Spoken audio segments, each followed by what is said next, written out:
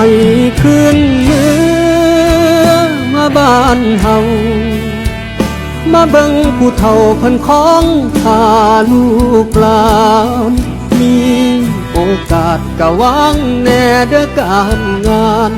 คือโทษผู้ของทางอยู่บ้านนามากินกับข้าวลวกผักกับบนฝีมือแม่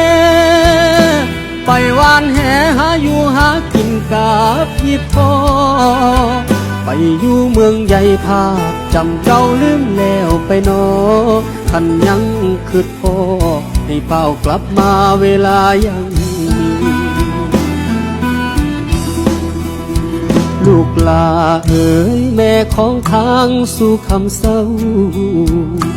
ป่านนี้เจ้าเป็นจังใดเนาะลูกเอ๋ยสำบายดีบ่คำ